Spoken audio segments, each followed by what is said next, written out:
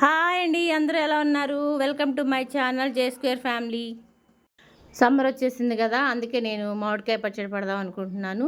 So చూడండి, ముందుగా 2 కేజీలు మామిడికాయలు తీసుకున్నాను. మామిడికాయలు శుభ్రంగా కడిగి ఆరబెట్టి వాటిని చక్కగా కావాల్సిన సైజులో ముక్కలు కొట్టుకొని లోపల ఉన్న జీడిని తీసేసి చక్కగా పైన ఉన్న తెల్లని పొర కూడా తీసేసి చక్కగా నీట్గా చేసుకొని పెట్టేసుకున్నాను.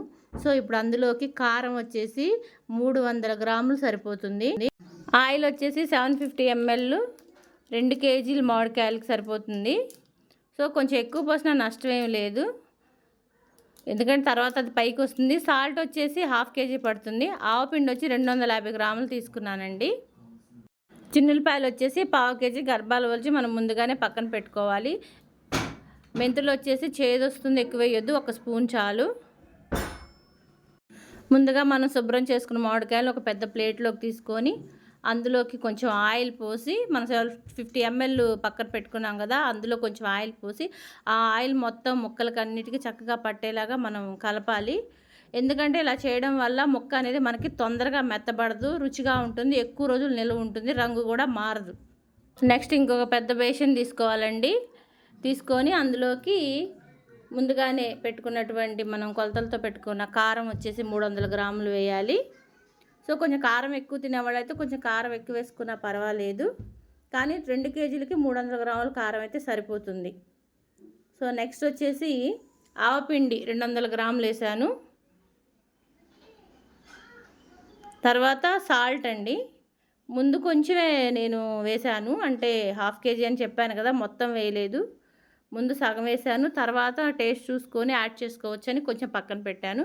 సో వాటన్నిటిని మనం చక్కగా కలిపేసి తర్వాత ముందుగా ఆయిల్ పట్టించిన మామిడికాయ ముక్కలు ఉన్నాయి కదా, వాటిని ఈ పొడిలో వేసి చక్కగా కలపాలి. ఈ పొడి అంతా కూడా ముక్కలకి అన్నిటికీ చక్కగా పట్టేలాగా మనము మొత్తం కలియబెట్టాలి.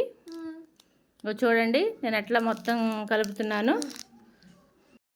చక్కగా పొడంతా ముక్కలకి పట్టిన తర్వాత ముందుగా పక్కన పెట్టుకున్న మెంతులు ఉన్నాయి కదండి, 1 స్పూన్ వేయాలి.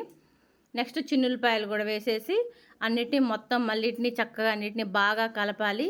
చక్కగా మామిడికాయ ముక్కకి అన్నీ కూడా పట్టాలండి. ఆవపిండి, కారము, ఉప్పు, ఆయిల్ అన్నీ చక్కగా పట్టేలాగా బాగా కలపాలి. తర్వాత లాస్ట్లో మిగతా ఆయిల్ ఉంది కదా, అది కూడా పోసి మనం చక్కగా మొత్తం కలపాలి, చక్కగా మిక్స్ చేయాలి ప్రతిదీ. అగో చూడండి, అట్లా చక్కగా అన్ని ముక్కలకి పట్టేలాగా చక్కగా నీట్గా మనం కలిపి పక్కన పెట్టుకోవాలి. ఇంకా అంతేనండి, అయిపోయింది. ఇలా కలిపి పెట్టుకున్న తర్వాత శుభ్రంగా మనం కడిగి ఆరబెట్టుకున్న జాడీలో కానీ ప్లాస్టిక్ డబ్బాలో కానీ పచ్చడి మనం స్టోర్ చేసుకోవచ్చు.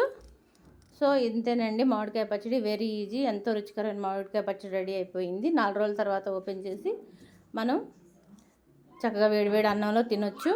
సో మా వీడియో నచ్చితే లైక్ చేయండి, షేర్ చేయండి, సబ్స్క్రైబ్ చేయండి. సో మేము కొత్తగా యూట్యూబ్ ఛానల్ స్టార్ట్ చేసాం కాబట్టి మాకు సపోర్ట్ చేయండి. జాడీ మొత్తం మా పిల్లలు బాగా కొట్టారు, అందుకే నేను స్టీల్ మూత పెట్టాను. So thank you for watching. Support చేయండి మా ఛానల్ని.